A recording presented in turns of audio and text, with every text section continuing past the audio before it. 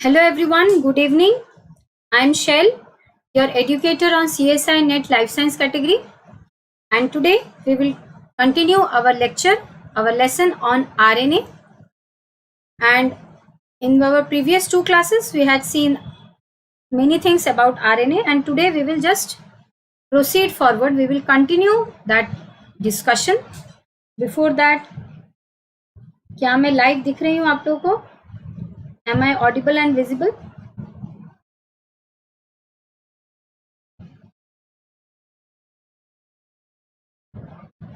क्या मुझे कोई मैसेज कर सकता है?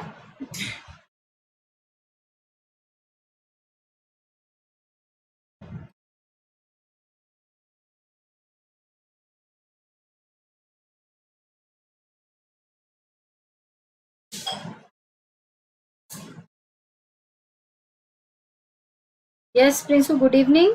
Yes, thank you. तो मैं लाइव आ गई हूँ, तो हम शुरू करते हैं. हमने डीएनए का स्ट्रक्चर पिछले 11 लेक्चर्स में डीएनए का स्ट्रक्चर पढ़ा और 12th लेक्चर में हमने प्रीवियस ईयर क्वेश्चंस और कुछ प्रैक्टिस क्वेश्चंस किए थे. Neelanjana, good evening. Yes, good evening. I welcome you all. तो हमने डीएनए स्ट्रक्चर खत्म किया, अब आरएनए शुरू किया है. 2 लेक्चर्स जा चुके हैं इसके, लेक्चर 1, लेक्चर 2. आज हमारा लेक्चर 3 है. और Neelanjana, which book you are using for this lecture? बेटा, everything is from Watson. Everything is from Watson 7th edition, as well as I have used Pathfinder also for today's class. Specifically mRNA का structure के लिए मैं pathfinder भी use की हूँ. मेरे पास है, अभी पाथफाइंडर रखा है, तो मैं पाथफाइंडर भी यूज़ की हूँ. और इसके अलावा वॉटसन से ही पढ़ा रही हूँ सब कुछ. ठीक है, आप भी ये जो भी चीज़ें वॉटसन प्लस कुछ रिसर्च पेपर्स, नेचर के कुछ, नेचर का 1 या 2 रिसर्च पेपर भी मैंने यूज़ किया है राइबो स्विचेस के लिए और एप्टामर के लिए.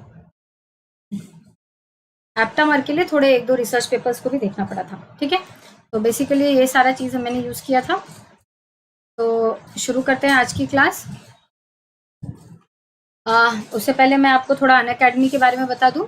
हमारा जो ये चैनल है अनअकैडमी CSI NET, आप इसे सब्सक्राइब कर लीजिए ताकि मेरे और बाकी एजुकेटर्स के क्लासेस और उनके प्लान वगैरह वगैरह आपको पता चलता रहे, सबका नोटिफिकेशन आपके पास आता रहे. और ये एक नया ऑफर अभी फिर अनअकैडमी ने दिया है.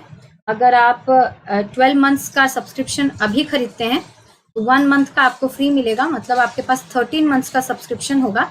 और ये वैलिड है 9 जून तक, मतलब आज रात तक 12 बजे तक ये वैलिड है, तो आप ये ले सकते हैं. उसके बाद आपको अनअकैडमी, अगर आप लर्नर्स ऐप डाउनलोड करते हैं, एक्चुअली अनअकैडमी का यूट्यूब पे लाइव क्लासेस होते हैं जो कि कम्प्लीटली फ्री हैं. इसके अलावा लर्नर्स ऐप होता है अनअकैडमी का, उसको आपको डाउनलोड करना है.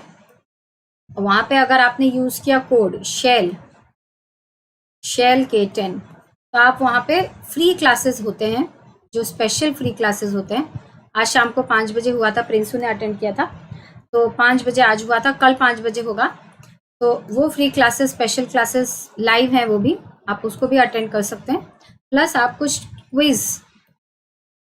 क्विजेस भी उसमें होते हैं, कुछ टेस्ट भी होते हैं, फ्री होते हैं. ये सारी चीज़ें, ये सारे फ्री प्रोडक्ट्स हैं. तो आप लर्नर्स ऐप अगर डाउनलोड करेंगे और ये कोड यूज़ करेंगे तो आप ये सारी चीज़ों को अनलॉक कर सकते हैं. मेरी स्पेलिंग देख के थोड़ा सा. उसके बाद आपको अगर सब अच्छा लगा और आपने अगर प्लान किया है सब्सक्रिप्शन लेने का, तो आपको 2 तरह के सब्सक्रिप्शन है, प्लस एंड आइकॉनिक. प्लस में आपको इंडियाज़ बेस्ट एजुकेटर्स में बहुत सारे एजुकेटर्स हैं CSI NET life science category के लिए. वो तो सिर्फ ये एक चैनल है, यहाँ पे कुछ हैं, इस तरह से बहुत सारे हैं. तो आप इन सब से पढ़ सकते हैं. इंटरैक्टिव लाइव क्लासेस हो सकते हैं आपके. आपका जो पूरा कोर्स है, पूरा जो सिलेबस है, उसको बिट बाय बिट अच्छे से कंप्लीट कराया जाएगा. प्लस आपको नोट्स मिलेंगे PDF के, और आपको और भी बहुत सारे टेस्ट और क्विज देखने को मिलेंगे जो फ्री के कंटेंट के अलावा आप पेमेंट अगर करेंगे तो होगा. उसके अलावा आइकॉनिक भी आप खरीद सकते हैं, दोनों में से एक खरीद सकते हैं. आइकॉनिक में आपको एक टीचर पर्सनलाइज्ड मिलेगा जो आपको डाउट सॉल्विंग करेगा, 24/7 आपका डाउट सॉल्व करेगा, और आपको इंटरव्यूज़ के लिए प्रिपरेशन भी कराएगा, और कुछ स्टडी मटेरियल्स भी आपको वहाँ पे प्रोवाइड किए जाएंगे. Urmila, good evening. तो इस तरह से ये 2 सब्सक्रिप्शन है, और बहुत सारे बैचेस अभी स्टार्ट हो रहे हैं नए नए. अगर आप अभी ज्वाइन करेंगे तो आप किसी भी बैच में आ सकते हैं। जैसे कि अभी देखिए जून है हमारा, और आपको पता ही होगा ICMR JRF and DBT JRF biotechnology eligibility test BET, ये दोनों का नोटिफिकेशन आ चुका है। अगस्त में फॉर्म फिलअप स्टार्ट होगा। अगर ये सब अगस्त में स्टार्ट होगा तो फॉर श्योर नेट का सितंबर में स्टार्ट हो सकता है, और मोस्ट प्रोबेबली एग्जाम अक्टूबर या तो नवंबर में, मुझे लग रहा है नवंबर में एग्जाम होगा। तो हमारे पास कितना टाइम है? जून, जुलाई, अगस्त, सितंबर, अक्टूबर। अक्टूबर को मान के चले हाँ या ना, फिर भी 4 मंथ्स है हमारे पास। अगर नवंबर में हुआ तो हमारे पास अक्टूबर भी है, और नवंबर में भी वो सेकेंड वीक में ही मोस्ट प्रोबेबली होगा, तो हमारे पास नवंबर का फर्स्ट वीक भी है। इतना टाइम आपके पास है। अगर आपको 2021 टारगेट करना है तो आपका बाद का टारगेट है तो कोई बात नहीं, फिर आपके पास टाइम है, तो उस हिसाब से आप सब्सक्रिप्शन ले सकते हैं। 1 मंथ का सब्सक्रिप्शन हो सकता है, 3, 6, 12, कोई सी भी सब्सक्रिप्शन आप ले सकते हैं, और ये सारे फायदे आप उठा सकते हैं पढ़ाई के लिए। ठीक है, आगे बढ़ते हैं। तो हम अब शुरू करते हैं हमारा लेक्चर। तो हमने आज से पहले क्या क्या पढ़ा, एक बार रिकैप कर लेते हैं। RNA कितना वंडरफुल मटेरियल है वो देखा था। RNA और DNA एक ही जैसी चीज़ है, डिफरेंस बहुत सारे हैं, वो थोड़े बहुत डिफरेंसेस हमने देखे थे। 3 डिफरेंस देखे थे। 3 डिफरेंस क्या है? ये RNA है एक, RNA सिंगल स्ट्रैंड है, DNA डबल स्ट्रैंड है। सबसे पहला डिफरेंस जो है RNA और DNA में क्या है कि RNA में 2 प्राइम में OH प्रेजेंट है। अगर कोई आपको पूछेगा RNA में बायो वाइब विजय मैम इतना लेट किस बात के लिए बेटा? मैं एग्जाम CSI नेट का मैं ये बोल रही हूँ, पता नहीं, मुझे लग रहा है ऐसा होगा, क्योंकि लास्ट ईयर भी ऐसे ही था ना। ICMR और DBT का तो निकल गया है, तो हो सकता है हम लोगों का भी जल्दी हो जाए। ठीक है, तो देखिए अगर आपको कोई पूछेगा RNA एंड DNA में डिफरेंस, तो सबसे पहला डिफरेंस आपको जो डिफरेंस है एक्चुअली में, दैट इज 2 प्राइम में OH है RNA में, एंड 2 प्राइम में O नहीं है DNA में। यही डिफरेंस है सबसे बड़ा। तो ये पहला डिफरेंस है RNA DNA का। उसके बाद सेकंड क्या है कि RNA में यूरासिल है, DNA में थाइमिन है। नेक्स्ट क्या है तो DNA सिंगल स्ट्रैंड है, RNA सिंगल स्ट्रैंड है, DNA डबल स्ट्रैंड है। ये डिफरेंसेस देखे थे। क्यों ये डिफरेंसेस है वो भी देखा था। क्यों DNA डबल स्ट्रैंड है, क्यों RNA सिंगल स्ट्रैंड है, क्यों DNA में यूरासिल नहीं है, क्यों DNA RNA में यूरासिल है, फिर क्यों OH है, क्यों OH नहीं है। ये सब हमने देख चुका है, सब कुछ ये सब हो चुका है हमारा। फिर हमने देखा था इस तरह से ट्रांसक्रिप्शन होता है, DNA से RNA बनता है, सिंगल स्ट्रैंडेड होता है। फिर हमने देखा था टाइप्स ऑफ RNA, 3 तरह के देखे थे। मेजर क्या क्या देखे थे? सबसे पहले तो टाइप्स ऑफ RNA का 2 ग्रुप हमने बनाया था। क्या क्या? कौन बता सकता है? जल्दी जल्दी कोई बता सकता है? जल्दी अगर कोई बताएगा। Coding RNA, non coding RNA, हमने ये देखा था। कोडिंग RNA हमारे कौन सा है? mRNA है। नॉन कोडिंग कौन सा है? कोई बताएगा? जल्दी जल्दी कोई बता सकता है? नॉन कोडिंग है कौन कौन से? जल्दी जल्दी फटाफट, हमारे पास ज्यादा टाइम नहीं है। कोडिंग RNA है, mRNA, नॉन कोडिंग कौन कौन से थे? जल्दी कोई फटाफट मैसेज कर सकता है? किसी को याद है? फटाफट।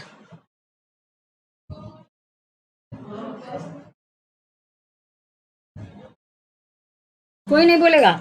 सब भूल गए या बोलना नहीं चाह रहे? Sno RNA okay. Non coding major कौन से हैं? miRNA। मेजर ये तो माइनर है। Major yes Vijay, good. Sno RNA yes Prinsu, very good. RNT। तो नॉन कोडिंग RNA जो मेजर हैं they are rRNA and tRNA। Thank you for your answers and Vijay you are right. बाकी जो माइनर हैं they are, Priyanka good evening, जो minor है वो क्या है? siRNA, miRNA, SNORNA, SNRNA, eukaryotes का, प्रोकैरियोट्स का 6S RNA, प्लस प्रोकैरियोट में भी होता है mRNA, rRNA, tRNA, ये सब भी होता है, लेकिन ये यूकैरियोट का है, ये प्रोकैरियोट का है। तो ये सारी चीजें हम देख चुके हैं। Yes Vijay, thank you. tRNA है आंसर, वेरी गुड। चलिए आगे बढ़ते हैं।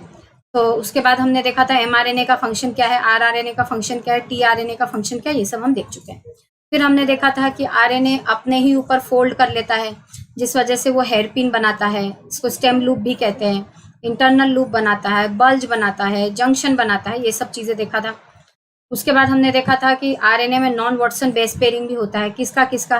GU यहाँ पे हमारे सामने है। GU वाटसन पेयरिंग क्या है? A pairs with T, C pairs with G. This is Watson pairing. Non-Watson pairing GU, GA, इस तरह से नॉन वाटसन पेयरिंग भी होता है आरएनए में, बहुत सारे टाइप्स के। उसके बाद हमने देखा था कि आरएनए अपने ऊपर ही फोल्ड करते करते, जैसे यहाँ पे देखिए कॉम्प्लीमेंट्री रीजन था, यहाँ पे देखिए कॉम्प्लीमेंट्री है UA CG CG, ये बहुत लंबा आरएनए था। यहाँ पे समझ लीजिए है UA CG, और यहाँ पे कहीं पे समझ लीजिए है AUGC। अब ये फोल्ड कर जाएगा, ये ऐसा बन जाएगा, और UACG AUGC बॉन्ड कर जाएंगे। ये वाला एरिया को कहा जाएगा लूप, इसको कहा जाएगा स्टेम। ये अनपेयर्ड रीजन है। यहाँ पे समझ लीजिए U होगा तो यहाँ C होगा, यहाँ G होगा तो A होगा, मतलब यहाँ पे कॉम्प्लीमेंट्री बेसिस नहीं है, यहाँ पे कॉम्प्लीमेंट्री बेसिस है। जहाँ पे कॉम्प्लीमेंट्री बेसिस होंगे उसे कहा जाएगा लूप, जहाँ पे नहीं होंगे उसे कहा जाएगा स्टेम। तो ये स्ट्रक्चर बना लेगा स्टेम लूप स्ट्रक्चर या हेयरपिन। फिर इस तरह से देखिए यहाँ पे भी, ये देखिए कॉम्प्लीमेंट्री रीजन्स है, एक नहीं था वो बल्ज बन गया। यहाँ पे कॉम्प्लीमेंट्री रीजन्स है, एक नहीं था वो जंक्शन बन गया। यहाँ पे भी देखिए नहीं है तो इंटरनल लूप बन गया। ये सब हम डिटेल में पढ़ चुके हैं, मैं आगे बढ़ रही हूँ। तो और इसके अलावा नॉन वाटसन बेस पेयरिंग भी होता है। फिर हमने देखा कि टर्शरी और प्राइमरी और सेकेंडरी स्ट्रक्चर का मीनिंग क्या है आरएनए का। प्राइमरी स्ट्रक्चर का मीनिंग है सिर्फ हम उसके न्यूक्लियोटाइड्स के बारे में बात करेंगे। सेकेंडरी का मीनिंग है ये वाली चीज़ें, हेयरपिन है या नहीं, इंटरनल लूप है या नहीं, जंक्शन है या नहीं। अगर हम जंक्शन, इंटरनल लूप, बल्ज या हेयरपिन बन जाता है आरएनए में तो हम बोलते हैं कि आरएनए ने सेकेंडरी स्ट्रक्चर ले लिया। टर्शरी स्ट्रक्चर मतलब भयंकर, सिर्फ टीआरएनए याद रखना, टर्शरी स्ट्रक्चर में ज़्यादातर देखा जाता है। टीआरएनए तो पता ही है तुम लोगों को कितना स्टेम लूप्स में स्ट्रक्चर्स होते हैं, उसमें खाली स्टेम लूप है। ये देखो ये एक लूप है, ये स्टेम है, ये लूप है, ये स्टेम है, ये लूप है, ये स्टेम है। इस तरह से टीआरएनए एक टर्शरी स्ट्रक्चर ले लेता है। तो टर्शरी स्ट्रक्चर होने से उसमें माइनर मोटिफ होते हैं, थ्री वे जंक्शंस होते हैं, नहीं तो स्यूडो नॉट होता है। अगर इतना ज़्यादा वो कॉयल हो चुका है और वो इतना ज़्यादा एक कॉम्प्लिकेटेड स्ट्रक्चर ले ले, तब बोलते हैं कि आरएनए ने टर्शरी स्ट्रक्चर ले लिया। मैम ये वाटसन से है या लेनिन जैसे? सारा चीज़ वाटसन से है प्रियंका, सब कुछ वाटसन से है। इसके अलावा पाथफाइंडर से है। लास्ट वाला स्लाइड, आज अगर हम लास्ट तक पहुंच पाए तो लास्ट का स्लाइड जो है वो पाथफाइंडर से है, बाकी सारा वाटसन से है। उसके अलावा है कुछ रिसर्च पेपर नेचर के, उसका मतलब मैंने रीडिंग करके रेफर किया है, वहाँ से लिया नहीं है चीज़ें, बाकी सब वाटसन से, ठीक है। तो मोटिव का मीनिंग मैंने बता दिया था। फिर ये देखो आरएनए में ट्रिपल बेसिस भी होते हैं, तो ये सब हम देख चुके हैं। फिर कल हमने एप्टामर पे बहुत सारा डिस्कशन किया था। एप्टामर क्या है? तो एप्टामर हमारा आर्टिफिशियल लैबोरेटरी मेड आरएनए या डीएनए होता है, स्मॉल बाय सेलेक्स टेक्नोलॉजी, हमने कल देखा था। And they are having affinity towards certain ligands. Ligand क्या होता है? ऐसे मॉलिक्यूल्स जो कि एफिनिटी मतलब वो अपने एक और मॉलिक्यूल से बाइंड कर पाते हैं और एक कॉम्प्लेक्स बना पाते हैं और उसके बाद फंक्शनिंग करते हैं। जैसे कि हार्मोन हमारा लिगेंड हो गया फॉर एग्जांपल, हमारे सबस्ट्रेट्स लिगेंड कहलाते हैं जो कि एंजाइम के साथ बाइंड करते हैं। तो लिगेंड के साथ में ये आरएनए या डीएनए जो होते हैं, ये एप्टामर उन्हें तब कहा जाता है जब लैबोरेटरी में इन्हें बनाया जाता है और ये छोटे होते हैं and they are very much specific towards any ligand. तो कैसे ये बनाते हैं एप्टामर कल हमने देखा था। सेलेक्स टेक्नोलॉजी क्या होता है देखा था। फिर एप्लीकेशंस क्या है एप्टामर्स के, वो सब चेक किया था कल, ये सब हमने कल कर लिया था। ये देखिए ये सेलेक्स टेक्नोलॉजी हमने कल पढ़ लिया था। अब आता है राइबो स्विचेस। राइबो स्विचेस क्या है? तो राइबो स्विचेस कल कंप्लीट कर लिया था ये भी। Riboswitches are the regulatory element RNA elements. मैंने आपको बताया था नॉन कोडिंग आरएनए को क्या कहा जाता है? Regulatory RNA. Non coding RNA को रेगुलेटरी आरएनए कहा जाता है, लेकिन राइबो स्विचेस आरएनए नहीं है। राइबो स्विचेस क्या है? रेगुलेटरी आरएनए एलिमेंट्स है, मतलब ये बहुत बड़े आरएनए का छोटा सा पार्ट है। किस आरएनए का? राइबो स्विचेस ज्यादातर एमआरएनए के पार्ट्स होते हैं, आरआरएनए के भी देखे गए हैं।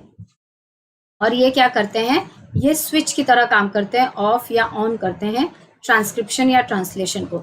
अगर ये एमआरएनए का पार्ट है, ये एमआरएनए है हमारा बहुत सारा, ये वाला एमआरएनए का पोर्शन है जो कि एक्चुअली में प्रोटीन में कन्वर्ट होगा okay Priyanka ma'am, which phosphate takes part in the formation of phosphodiester bond? Okay Priyanka बेटा, P double bond O O H O H O H.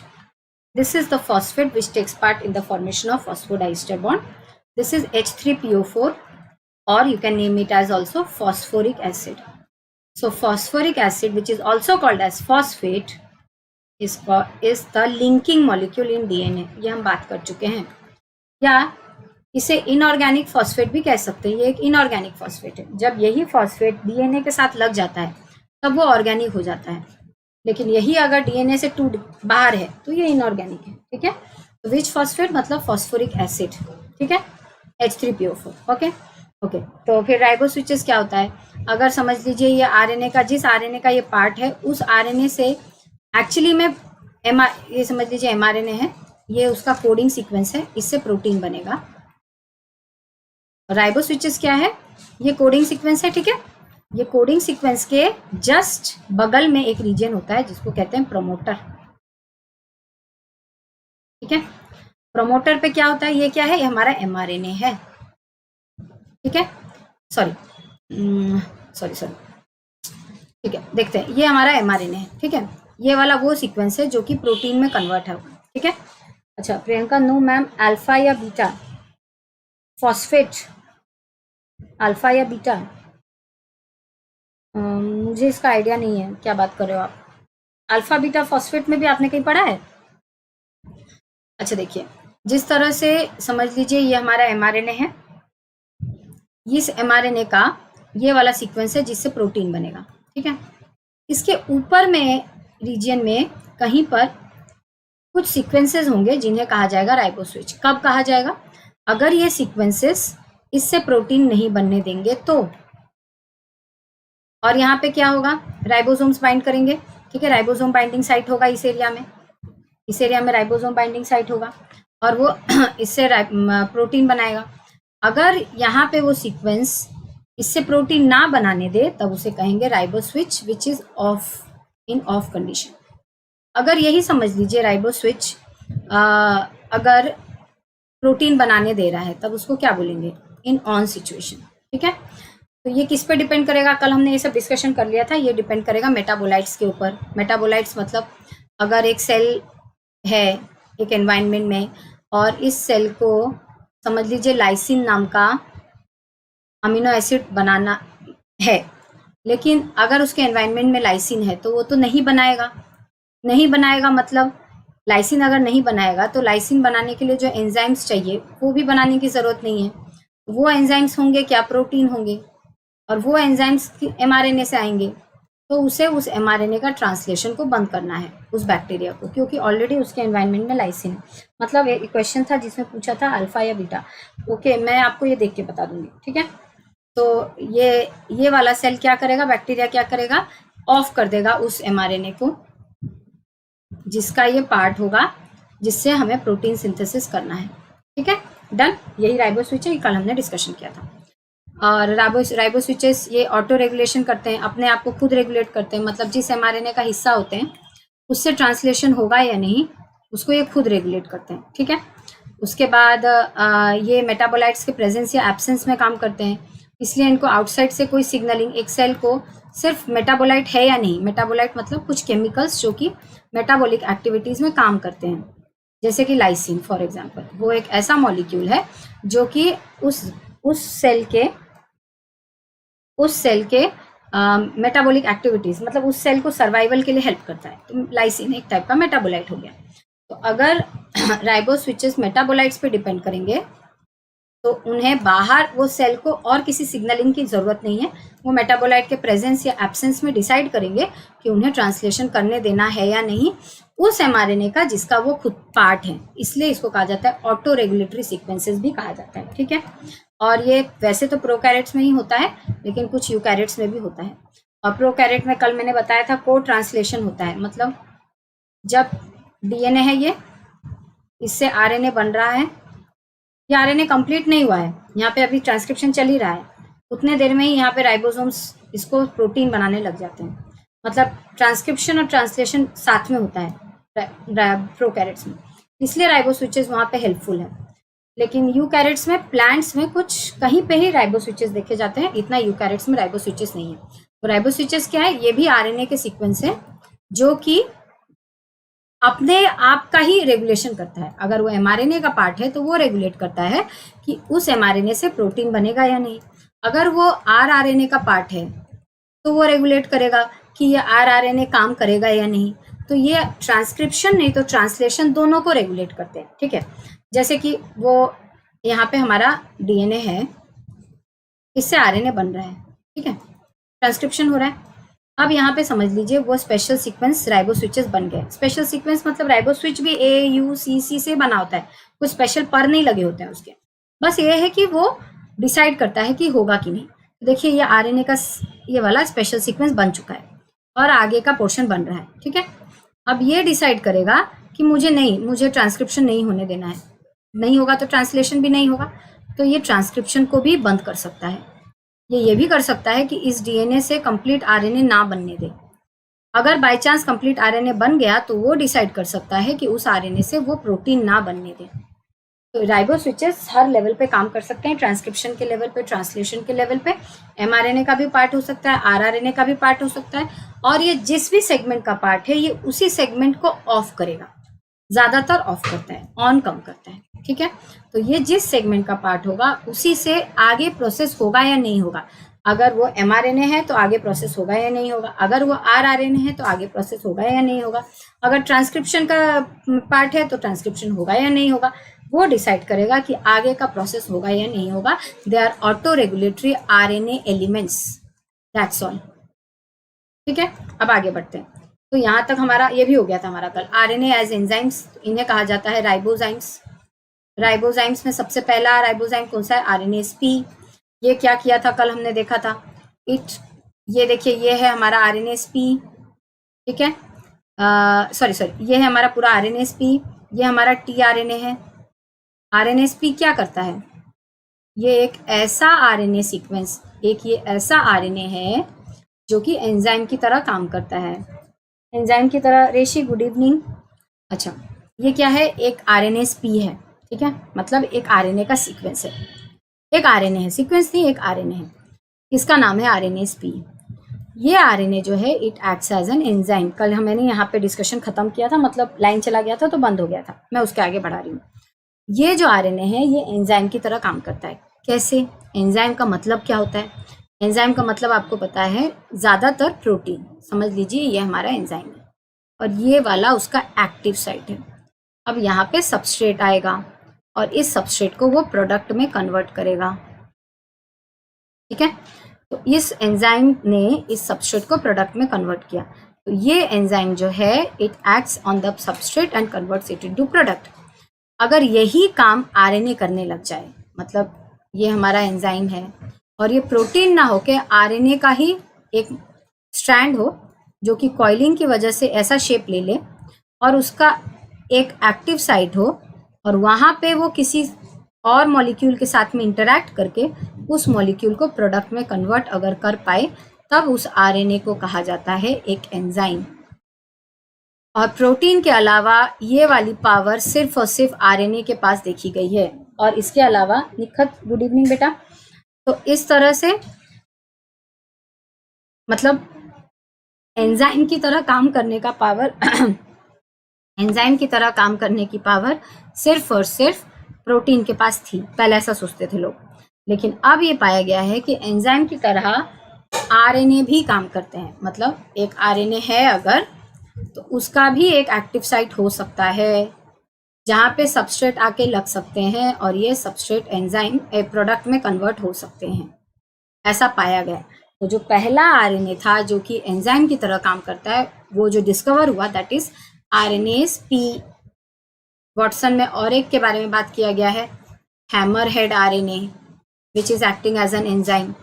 वैसे आरएनए का काम क्या है आप लोग को पता है? आरएनए के बेसिकली अगर मेजर टाइप्स देखे जाएं, एम, आर और टी, एमआरएनए, आरआरएनए, टीआरएनए, सबका काम आपको समझ में आता है। वैसे एसएनआरएनए, एसएनओ आरएनए, एसआईआरएनए, एमआईआरएनए, इनका भी फंक्शन हम डिस्कस करने वाले हैं, अभी अलग है। लेकिन अगर आरएनए इस तरह से काम करने लग जाए कि उसका एक एक्टिव साइट हो, उससे सबस्ट्रेट बाइंड करे यानी दूसरा कोई मॉलिक्यूल बाइंड करे और वो प्रोडक्ट में कन्वर्ट हो जाए इस आरएनए की वजह से, तब वो आरएनए को एंजाइम कहा जाएगा और उसको कहा जाएगा ribozyme. The first ever ribozyme to be discovered is RNase P। Second one is hammerhead RNA, उसका हैमर की तरह उसके स्ट्रक्चर की वजह से उसको हैमरहेड कहते हैं। ये दोनों है, मैं RNase P के बारे में यहाँ डिस्कशन कर रही हूँ। ये हमारा RNase P है, ठीक है। ये RNase P हमारा एंजाइम है। ये एंजाइम क्या कर रहा है, ये tRNA को, प्री tRNA को एक्टिव tRNA में कन्वर्ट कर रहा है। यहाँ पे देखिए, ये है हमारा प्री tRNA, इसको एक्टिव tRNA में कन्वर्ट कर रहा है। उससे एक छोटा सा सेगमेंट को काट के हटा के, मतलब जो हमारा RNase P है, समझ लीजिए ये हमारा RNase P है, ठीक है। इससे आके tRNA बाइंड किया। कौन सा tRNA? Pre tRNA। इस RNase P ने क्या किया, एक एंजाइम की तरह एक्टिविटी दिखाई। इसने क्या किया, प्री RNA से एक इनएक्टिव सेगमेंट को काट के हटा दिया और इस प्री tRNA को एक्टिव tRNA में कन्वर्ट करके छोड़ दिया। इसका सबस्ट्रेट हो गया प्री tRNA, इसका प्रोडक्ट हो गया एक्टिव tRNA, और ये जो है हमारा, जिसकी वजह से ऐसा हुआ, वो है हमारा RNase P, which is the first ever discovered ribozyme, ठीक है। तो RNase P ने किया क्या, वो एक एंजाइम है which has cut another RNA। Which RNA? tRNA। RNase P एक टाइप का RNA है which has cut another RNA which is a tRNA, ठीक है। तो यहाँ पे देखिए, ये वाला देखिए, जो RNA ये जो है, ये हमारा RNase, ये हमारा इस एंजाइम का RNA पार्ट है। मतलब RNase P का जो RNA है वो ये है, ठीक है। RNase P का ये है प्रोटीन पार्ट। RNase P भी एक प्रोटीन के साथ मिलके ही ये काम करता है, अकेले काम नहीं करता है। RNase P भी प्रोटीन के साथ मिलके ही ये काम करता है। इसका रीज़न मैंने बता दिया था, क्योंकि RNA जो होता है, जब वो ऐसे डबल हेलिकल बन जाता है तो उनके जो नेगेटिवली चार्ज फॉस्फेट्स हैं वो रिपेल करने लगते हैं, जैसा DNA में होता है। उसको ठीक रखने के लिए कुछ प्रोटीन्स आते हैं जो कि इस नेगेटिवली चार्ज फॉस्फेट्स का रिपल्शन को ठीक करते हैं। DNA में ये कौन ठीक करता है, मैं समझा चुकी हूँ। DNA में जो नेगेटिवली चार्ज फॉस्फेट्स हैं उसको कैटायंस शेल बना लेते हैं उसके आसपास, ताकि ये एक दूसरे को रिपेल ना करे और स्टेबिलिटी बनी रहे। DNA के केस में, RNA के केस में, वैसे तो RNA सिंगल स्ट्रैंड है, उसे ज़रूरत नहीं है इस रिपल्शन की या स्टेबिलिटी, क्योंकि वो तो ऐसे डबल स्ट्रैंड बनते ही नहीं है। तो फॉस्फेट मॉलिक्यूल्स ऐसे आपस में आते ही नहीं है जो रिपेल करेंगे। इसके लिए RNA में पॉजिटिवली चार्ज्ड आयंस, मतलब कैटायंस, बेसिकली ये काम करता है Mg2+ in case of DNA। RNA में किसी आयन की ज़रूरत नहीं पड़ती है क्योंकि वो तो स्ट्रेट है, सिंगल स्ट्रैंड है। लेकिन वही RNA अगर फोल्डेड हो गया, जैसे यहाँ देखिए ये फोल्डेड हो गया, डबल हेलिकल अगर बन गया, तो क्या होगा, फिर तो फॉस्फेट्स आ जाएंगे ना आपस में टकराने के लिए, नेगेटिवली चार्ज।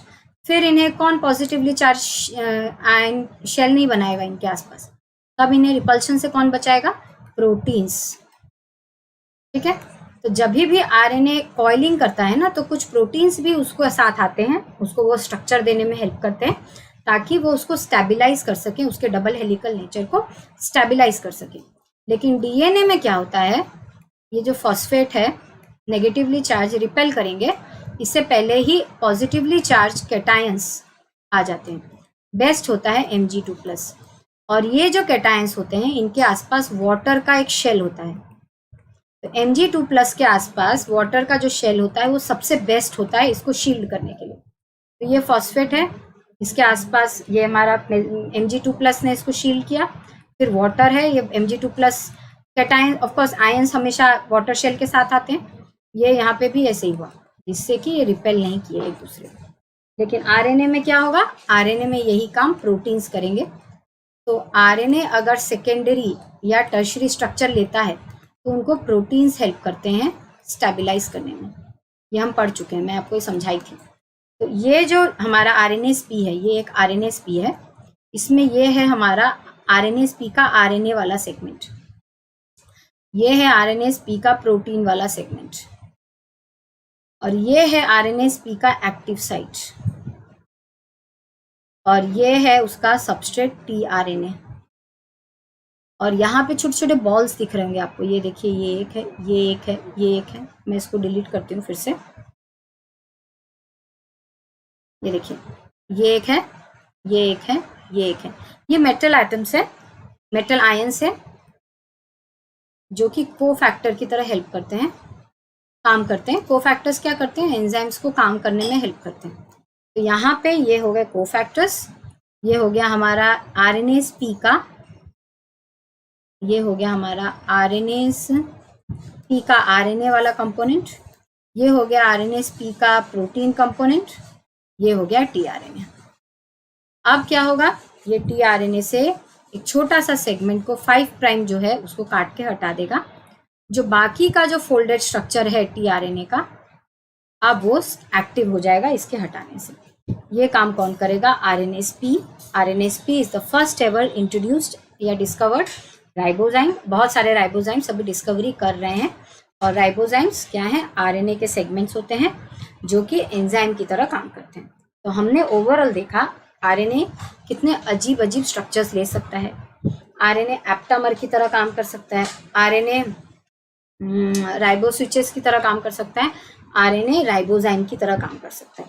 ठीक है, तो यहाँ तक क्लियर हुआ आप लोगों को? तो अब हम ये माइनर टाइप्स ऑफ RNA पढ़ेंगे पहले, फिर मेजर में जाएंगे M, R और T के बारे में। पहले मुझे बताइए, यहाँ तक सबको क्लियर हो गया?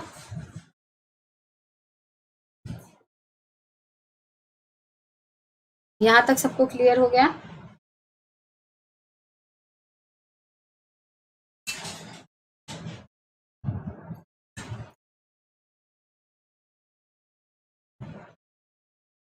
यहाँ तक सबको क्लियर हो गया? Okay Prinsu, thank you. तो प्रोसीड करते हैं। अब हम इन स्पेशल टाइप्स के RNA, मतलब ये भी क्या है? रेगुलेटरी या non coding RNA। Non coding RNA या रेगुलेटरी RNAs हमारे tRNA है, rRNA है, जो कि मेजर है। These are minor types of non coding या regulatory RNAs। Regulatory coding RNAs क्या है? mRNA, they are coding RNAs। ठीक है, आगे बढ़ते हैं। snRNA। snRNA का फुल फॉर्म है small nuclear RNA। Small nuclear RNA याद रखना। फुल फॉर्म्स पहले बता देती हूँ। miRNA का फुल फॉर्म है माइक्रो RNA। siRNA का फुल फॉर्म है small interfering RNA। Snow RNA का फुल फॉर्म है स्मॉल न्यूक्लियोलर RNA। ठीक है, हो गया, सबका फुल फॉर्म हुआ। snRNA है स्मॉल न्यूक्लियर RNA, आप अपने कॉपी में नोट्स में लिख लीजिए, स्मॉल न्यूक्लियर RNA। miRNA का फुल फॉर्म है माइक्रो RNA। siRNA का फुल फॉर्म है small interfering RNA। Snow RNA का फुल फॉर्म है स्मॉल न्यूक्लियोलर RNA। ठीक है, अब एक एक फंक्शन देख लेते हैं, फिर mRNA के स्ट्रक्चर पे आएंगे। snRNA का फंक्शन क्या है? Small nuclear RNAs they help in RNA splicing. RNA splicing या they help in pre mRNA और hnRNA splicing and convert them into mRNA। मतलब जब ट्रांसक्रिप्शन होता है तो हमारे पास जो मॉलिक्यूल आता है वो बनता है प्री mRNA।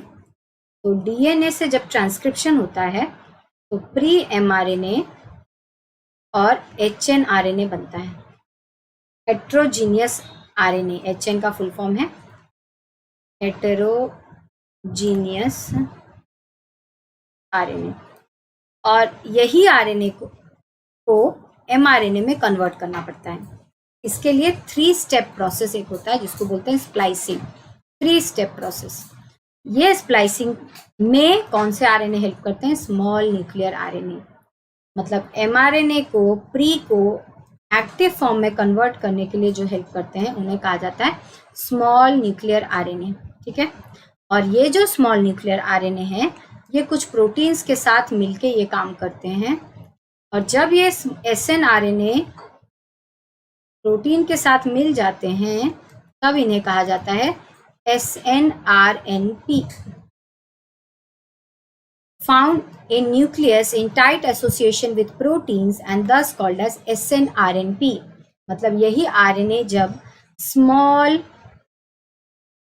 न्यूक्लियर यही आरएनए जब कुछ प्रोटीन्स के साथ मिल जाते हैं, मतलब ये प्रोटीन है, यहाँ पे आरएनए है, तब इन्हें कहा जाता है SNRNP। वैसे इन्हें कहा जा रहा था SNRNA। SNRNP का फुल फॉर्म क्या है? Small nuclear ribo nucleo proteins, या स्नर्प, बोलने के लिए इनको स्नर्प कहा जाता है। तो बहुत सारे टाइप के स्नर्प होते हैं और ये मिलके एक दूसरे के साथ मिलके स्प्लाइसिंग में हेल्प करते हैं और प्री एमआरएनए को एमआरएनए में कन्वर्ट करते हैं। कौन कन्वर्ट करता है? SNRNA in association with proteins, and when proteins associate with SNRNA they convert into SNRNP और SNRP और small nuclear ribonucleoproteins। ठीक है, SNRNA का फंक्शन खत्म। miRNA, micro RNA, they help to inhibit gene expression. मतलब एक एमआरएनए है कोई सा जो कि डीएनए से बना है, लेकिन वो सेल नहीं चाहता है कि इससे प्रोटीन बने, तब वो सेल बनाता है miRNA।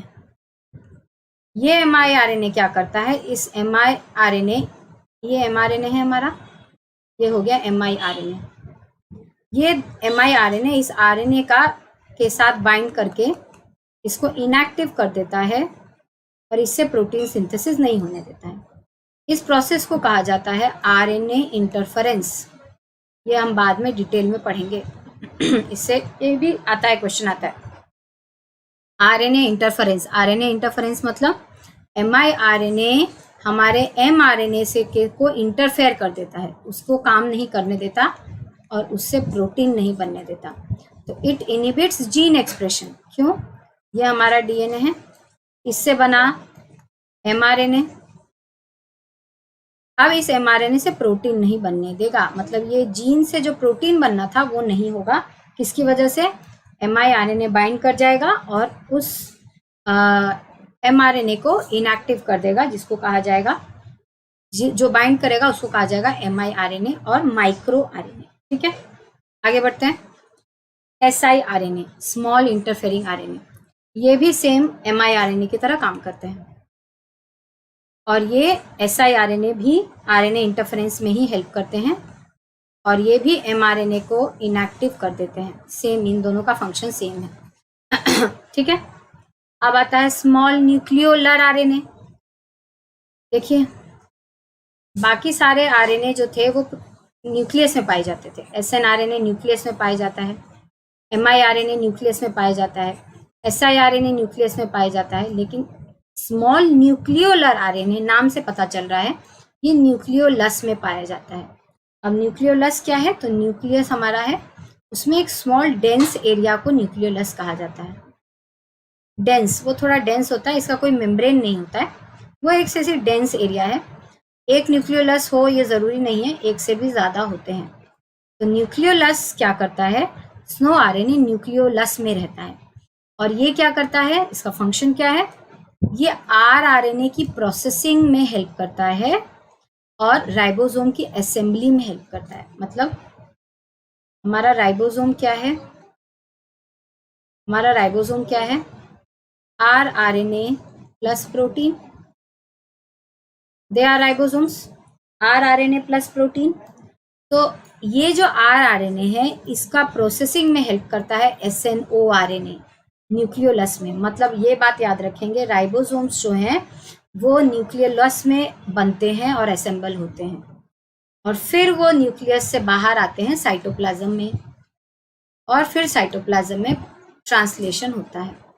ठीक है, रेप्लिकेशन और ट्रांसक्रिप्शन न्यूक्लियस में होता है, ट्रांसलेशन साइटोप्लाज्म में होता है। तो स्नो आरएनए क्या करते हैं? दे help in processing of are RNA as well as they help in combining them with the proteins. As a result, they help in producing ribosomes. ठीक है, हो गया? यहां तक सबको क्लियर हो गया? सारे फंक्शंस क्लियर हो गए? क्या क्या हमने पढ़ा? SNRNA, SNRNA प्रोटीन के साथ मिलके क्या बनाता है? SNRNA प्लस प्रोटीन क्या बनाता है? SNRNP। ये क्या करता है? स्प्लाइसिंग। स्प्लाइसिंग मतलब प्री mRNA को mRNA में कन्वर्ट करना। ठीक है, SNRNA ये काम करता है। ठीक है, अब इसी के बाद हमने देखा siRNA और miRNA, ये दोनों का फंक्शन एक ही है, RNA इंटरफेरेंस। ये क्या करते हैं? mRNA को साथ बाइंड करके उसको इनएक्टिव कर देते हैं। तो ये दोनों, और ये उल्टा हो गए कि नहीं? SNRNA इनएक्टिव mRNA को एक्टिव में कन्वर्ट किया by the process of splicing, लेकिन siRNA और miRNA ने mRNA को इनएक्टिव कर दिया bye binding with them. That is they help in RNA interference, जिसको RNA इंटरफेरेंस ऐसा भी लिखा जाता है। ठीक है, अब क्या बचा हमारा? SNORNA। इसका काम है राइबोसोम्स बनाना, बस इतना याद रखने से हो जाएगा। राइबोसोम क्या है? Ribosomal RNA plus protein. Ribosomal RNA की ये प्रोसेसिंग करता है और उसको प्रोटीन्स के साथ मिक्स करके कंप्लीट राइबोसोम्स बनाता है। कौन? SNORNA। तो हमारे टाइप्स क्या क्या हो गए? SNRNA, siRNA, miRNA, SNORNA। ये चारों का फंक्शन हो गया। क्लियर हुआ सबको? किसी को कोई डाउट है? ये सारे थे यूकैरियोट्स की कहानी, ये सारी चीजें थी यूकैरियोट्स की कहानी।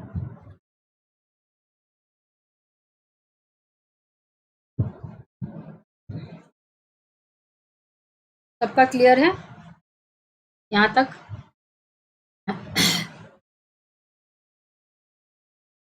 ठीक है,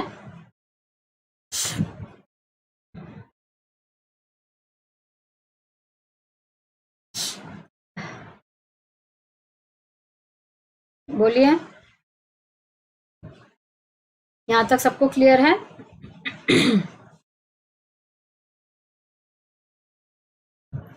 यहां तक सबको क्लियर है? ये सारे थे नॉन कोडिंग आरएनएस। आरआरएनए और टीआरएनए के बारे में हम स्पेसिफिकली पढ़ेंगे अलग से। अभी हमने माइनर नॉन कोडिंग आरएनएस पढ़ा, siRNA, SNORNA and miRNA and siRNA. siRNA and miRNA same है। SNRNA स्प्लाइसिंग में हेल्प करता है और SNORNA राइबोसोम की असेंबली में हेल्प करता है। Am I clear? Am I clear?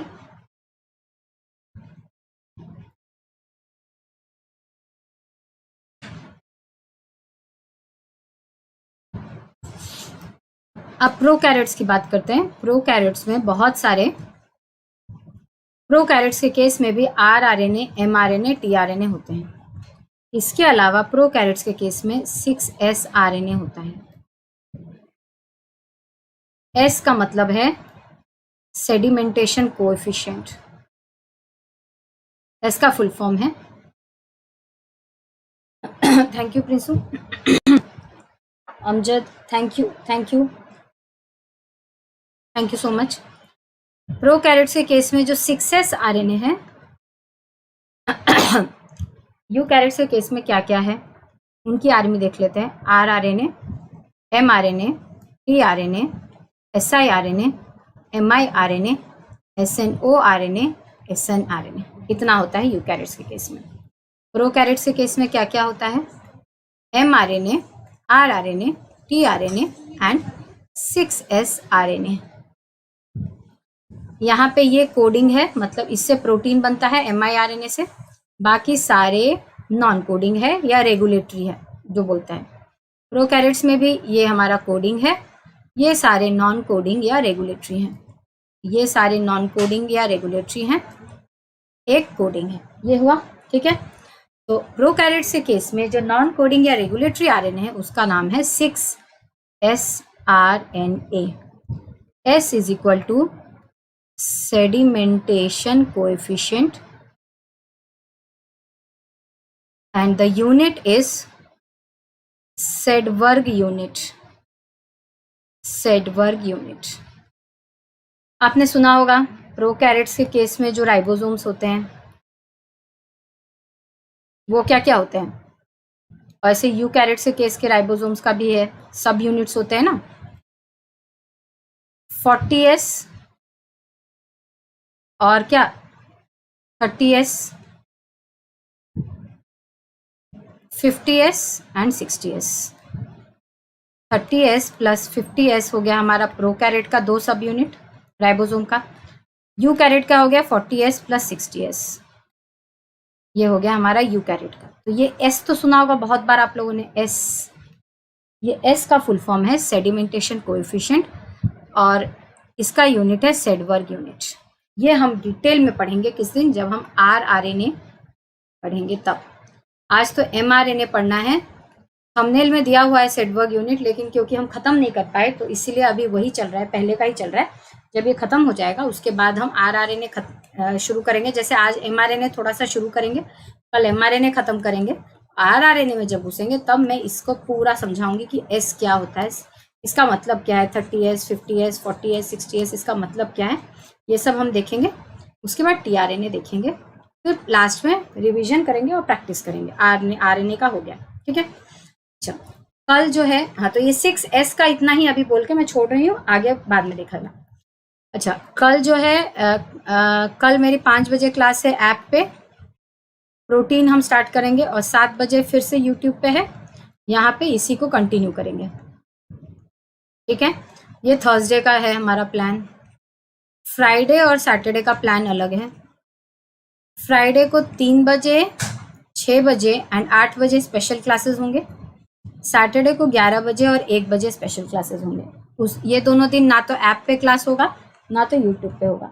हाँ, कल भी स्पेशल क्लास होगा ऐप पे, वहाँ पे प्रोटीन स्टार्ट करेंगे प्रिंसू, और यूट्यूब पे सेम चलेगा आज की तरह 5 बजे और 7 बजे।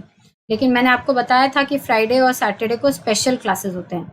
तो फ्राइडे को 3 बजे एक क्लास होगी, 6 बजे एक क्लास होगी, 8 बजे एक क्लास होगी। सैटरडे को मैं कंफर्म कर दूंगी कल टाइम और भी। सैटरडे को 11 बजे और 1 बजे। 11 बजे हम पूरे सिलेबस को इस तरह से डिवाइड करेंगे कि आप आसानी से उसको पढ़ सकें। उसको एक एक बंडल में डिवाइड करेंगे पूरे सिलेबस को। 11 बजे एक मोटिवेशन टाइप का हो जाएगा और उसमें हम बात करेंगे किस तरह से क्लियर करें, अभी के लिए कैसे प्लान बनाएं। 1 बजे हम नाइट्रोजन साइकिल पढ़ेंगे। 3 बजे हम पढ़ेंगे laws of tolerance, sorry laws of limiting factor, 3 बजे इकोलॉजी का टॉपिक। 6 बजे हम पढ़ेंगे ecological rules, Allen's rule, Bergmann's rule, ये सब पढ़ेंगे। और शाम को 8 बजे हम पूरे टॉपिक को किस तरह से कन्वीनियंट वे में बंडल्स में डिवाइड कर सकते हैं वो पढ़ेंगे। सैटरडे को 11 बजे सुबह हम सैटरडे को सुबह 11 बजे हम मोटिवेशन क्लास का करेंगे, मतलब कैसे आप पढ़ें, प्लान क्या बनाएं। 1 बजे नाइट्रोजन साइकिल। तो ये मेरा फ्राइडे और सैटरडे के स्पेशल क्लासेस का प्लान है। संडे को नो क्लास, और संडे को ज़्यादा से ज़्यादा होगा तो सुबह 11 बजे या 10 बजे मिलेंगे संडे मोटिवेशन के लिए। और मंडे से फिर से शुरू होगा ऐप पे और वाईटी पे नए टॉपिक से शुरू करेंगे। आई होप नहीं हो पाएगा, आरएनए ही कंटिन्यू होगा। तो आरएनए कंटिन्यू होगा, वाईटी पे 1-2 दिन में ख़त्म हो जाएगा। फिर हम स्टार्ट करेंगे रेप्लिकेशन इन प्रोकैरियोट्स। ये पूरा आगे का प्लान है, ठीक है। Okay principal, thank you. चलिए, आप लोग जो पूछ रहे थे, ये देखिए, ये वाला जो डायग्राम है ये मैंने पाथफाइंडर से लिया है। ये वाला मैंने पाथफाइंडर से लिया है। अब हम mRNA के बारे में थोड़ा सा पढ़ते हैं। Thank you everyone. mRNA के बारे में थोड़ा सा पढ़ते हैं, जो कल ही हमें करना था, ख़त्म नहीं हो पाया इसलिए आज रह गया। आज भी शायद नहीं ख़त्म होगा। mRNA क्या है? Messenger RNA। आप इसके बारे में बहुत कुछ जान चुके हैं। This is the coding RNA and ये जेनेटिक इंफॉर्मेशन को DNA से लाता है और फिर उसे वो प्रोटीन में कन्वर्ट होता है जेनेटिक इंफॉर्मेशन। यही काम है RNA का, ठीक है। RNA जो है मतलब mRNA यूकैरियोट में प्रोकैरियोट में अलग अलग उसका स्ट्रक्चर होता है, ठीक है। पेज नंबर प्रिंसू, इसका पेज नंबर ये है पार्ट 2 में, लाइफ साइंस पाथफाइंडर का पार्ट 2 में ट्रांसलेशन वाले यूनिट में। मैं देख के बता देती हूँ, एक सेकेंड। ये है ट्रांसलेशन के बारे में के यूनिट में है, जहाँ पे ट्रांसलेशन है ना वहाँ पे मैं भी बता देती हूँ। आप देख लेना ट्रांसलेशन जहाँ पे, हाँ मिल गया, एक सेकेंड। 190, हाँ यस 187, ये है 187 पाथफाइंडर पार्ट 2 का, ठीक है। हाँ, तो यहाँ पे mRNA का स्ट्रक्चर दिया हुआ है। mRNA कैसे बनता है? ट्रांसक्रिप्शन से। DNA से mRNA बनता है, लेकिन DNA से mRNA प्रोकैरियोट में बनता है। यूकैरियोट में DNA से प्री mRNA बनता है या HNRNA बनता है। HN का फुल फॉर्म हेट्रोजीनियस, जिसको स्प्लाइसिंग की जरूरत है, जो अभी हमने पढ़ा। इसके लिए SNRNA आते हैं, प्रोटीन के साथ मिलते हैं, SNRNP बनाते हैं और फिर उस प्री mRNA को HNRNA को mRNA में कन्वर्ट करते हैं। तो mRNA ट्रांसक्रिप्शन से सिर्फ और सिर्फ प्रोकैरियोट के केस में बनता है। यूकैरियोट के केस में mRNA नहीं बनता है, बनता है प्री mRNA या HNRNA, ठीक है। इतना हुआ, ओके प्रिंसू, इतना समझ में आया? प्रोकैरियोट और यूकैरियोट में mRNA का स्ट्रक्चर अलग अलग होता है। थोड़ा सा देख लेते हैं। प्रोकैरियोट के केस में ये है हमारा mRNA। अगर mRNA में, प्रोकैरियोट के केस में जो mRNA होता है, दे आर, लिख लो अपने कॉपी में, they are polycistronic in case of prokaryotes. In case of eukaryotes they are monocistronic. यहाँ पे एक वर्ड आ गया सिस्ट्रोन। What is सिस्ट्रोन? अपनी कॉपी में इसको लिख लीजिए। What is cistron? Cistron is a segment of RNA which codes for protein. A segment of RNA that codes for protein. अपनी कॉपी में लिख लीजिए। तो सिस्ट्रॉन का मीनिंग है a segment of RNA that codes for protein. Okay, क्या है मतलब समझेंगे। Prokaryotes have polycistronic mRNA whereas eukaryotes have monocistronic mRNA. What does that mean? That means in case of prokaryotes, एक ही mRNA से एक से ज्यादा प्रोटीन बनता है। प्रोकैरियोट के केस में one mRNA has genetic information for more than one protein. One mRNA many proteins, या 2 to 3 या 5, कितना भी बन सकता है। 1 mRNA से 3 से 5 यानी एक से ज्यादा प्रोटीन बन सकते हैं इन case of prokaryotes. But in case of eukaryotes 1 mRNA has genetic information for 1 protein. Done आया समझ में आप लोग को? क्या है प्रोकैरियोट का केस और यूकैरियोट का केस? Prokaryotes have a polycistronic mRNA, that means, cistron का मीनिंग देखेंगे। Prokaryotes have polycistronic mRNA, that means in case of prokaryotes from 1 mRNA more than 1 protein can be made. एक mRNA में एक से ज्यादा प्रोटीन का जेनेटिक इंफॉर्मेशन होता है और यूकैरियोट में एक mRNA से एक ही प्रोटीन बनता है। ऐसा क्यों? प्रोकैरियोट के केस में एक ही DNA होता है, आपको पता है। प्रोकैरियोट का अगर हम प्रोकैरियोट का एग्जाम्पल बैक्टीरिया अगर हम लें, प्रोकैरियोट मतलब बैक्टीरिया, अगर ले हम बैक्टीरिया को, तो उनके पास सिर्फ एक ही DNA होता है, CCC DNA एक ही होता है। हमारे पास यूकैरियोट के केस में, ह्यूमन बींग्स का ही देख लें, हमारे पास 46 DNA है।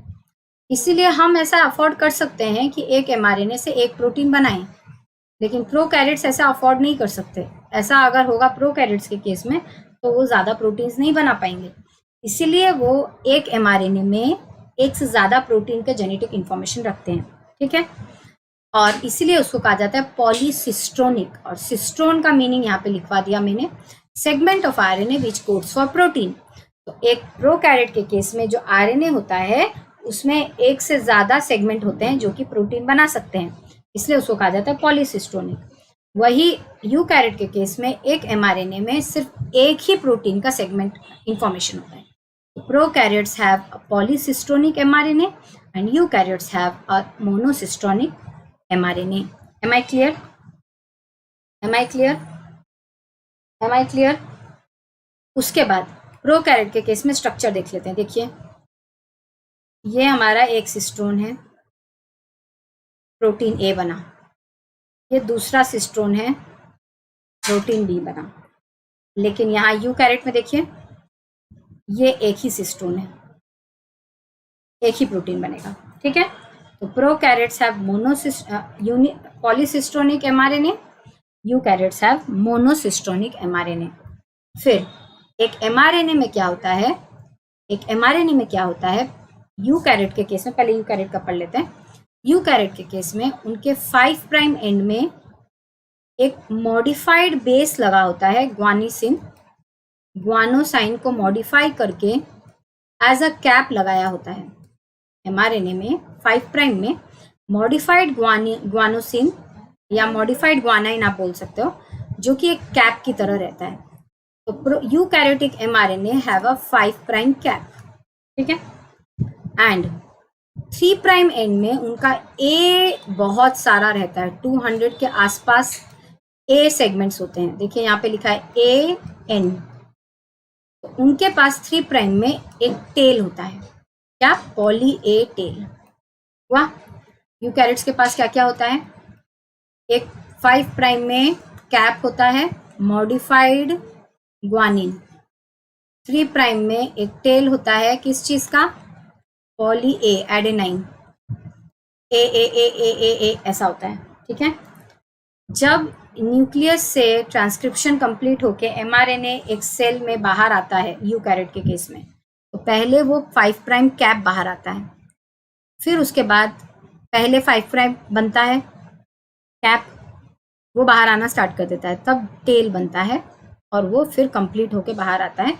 ऐसा क्यों होता है, ताकि एमआरएनए को कोई दूसरे प्रोटीन्स डिग्रेड ना कर दें। उसे डिग्रेडेशन से बचाने के लिए साइटोप्लाज्म में छोड़ने से पहले उसे कैप और टेल पहनाया जाता है, किसको, यूकैरियोटिक एमआरएनए को।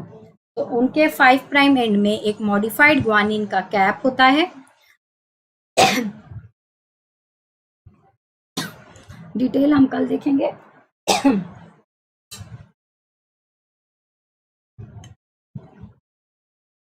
डिटेल हम कल देखेंगे इसका।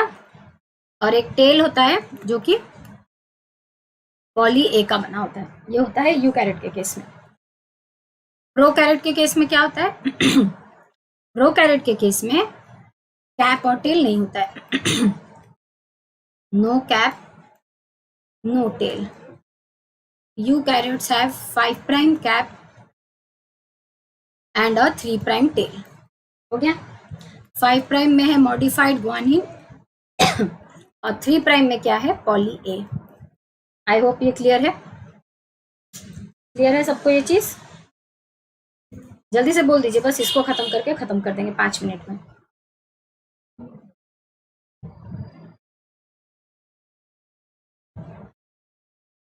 क्लियर है सबको ये,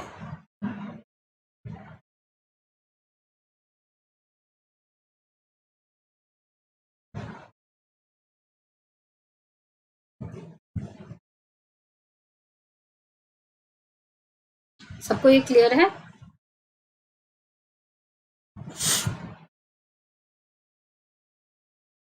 yes Amjad, thank you. Second क्या है, प्रोकैरियोट्स के केस में कैपटेल तो नहीं होता है, उसके बाद कैपटेल हो गया, बाकी चीजें हो गई। अब देख नेक्स्ट क्या है, प्रोकैरियोट के केस में यहाँ पे देखिए 5 प्राइम एंड है, यहाँ पे 3 फॉस्फेट क्यों है ये कल देखेंगे। ये 5 प्राइम है, वैसे 5 प्राइम में क्या होता है, एक फॉस्फेट होता है ना, शुगर और एक फॉस्फेट लगा होता है। यहाँ पे 3 फॉस्फेट क्यों है वो देखेंगे, यहाँ पे भी 3 फॉस्फेट क्यों है वो देखेंगे। ये 5 प्राइम एंड हुआ, 3 प्राइम एंड हुआ, कोई कैप नहीं, कोई टेल नहीं। 5 प्राइम एंड के बाद में mRNA में एक छोटा सा सीक्वेंस रहता है, और प्रोकैरियोट में भी यूकैरियोट में भी, दोनों में। प्रोकैरियोट में होता है 5 प्राइम एंड के पास, यूकैरियोट में क्योंकि 5 प्राइम एंड में ये कैप है इसलिए पहले एक कैप होता है, उसके बाद ट्राइफॉस्फेट एक होता है, उसके बाद एक रीजन होता है, सेम प्रो और यू में दोनों में सेम होता है। वैसे देखिए प्रो में पहले वो रीजन है जिसका नाम है 3 प्राइम यूटीआर, फिर 3 प्राइम एंड है।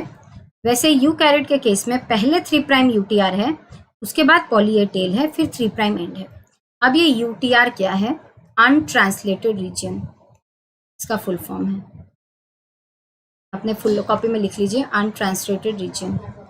ये ना कभी भी प्रोटीन में नहीं आता है, ये वाला रीजन प्रोटीन में नहीं आएगा। प्रोटीन का रीजन कहाँ से शुरू होगा? यहाँ से। इनिशिएशन कोडॉन जो लिखा है और स्टॉप कोडॉन जो लिखा है, इतने दूर से प्रोटीन बनेगा, मतलब AUG से लेके UAA तक प्रोटीन बनेगा। उसके बाद सेकेंड प्रोटीन फिर से AUG से UAA तक बनेगा। ये वाला रीजन RNA का या mRNA का कभी भी प्रोटीन में नहीं आएगा, इसलिए इसको कहा जाता है UTR। तो फिर ये क्यों है? ये हेल्प करने के लिए है राइबोसोम्स को बैठने में, क्योंकि राइबोसोम्स वो अटैच होते हैं mRNA से और प्रोटीन सिंथेसिस होता है, तो वो सारे कामों में ये हेल्प करते हैं, राइबोसोम्स के अटैचमेंट में, ये सब में हेल्प करते हैं। इसलिए ये रहता है 5 prime UTR, 3 prime UTR, 5 prime UTR, 3 prime UTR, दोनों में रहता है, प्रोकैरियोट और यूकैरियोट में। डिफरेंस ये है कि प्रोकैरियोट में 5 प्राइम यूटीआर 5 प्राइम एंड में है, यूकैरियोट में कैप के बाद है, प्रोकैरियोट में 3 प्राइम एंड के पहले है और यूकैरियोट में टेल के पहले है। बस यही डिफरेंस है, ठीक है। उसके बाद और बाकी चीजें मैंने आपको बोल दी, पॉलीसिस्टोनिक, मोनोसिस्टोनिक, ये कोडॉन क्या है, इनिशिएशन कोडॉन क्या है, स्टॉप कोडॉन क्या है, और ये फॉस्फेट क्यों 3 है, ये हम कल बात करेंगे। उसके बाद कल हम बात करेंगे rRNA का स्ट्रक्चर और सेडबर्ग यूनिट, ये कल हम करेंगे। फिर कल थर्सडे है खत्म, उसके बाद हम मंडे को मिलेंगे 7 बजे, उसमें हम tRNA पढ़ेंगे।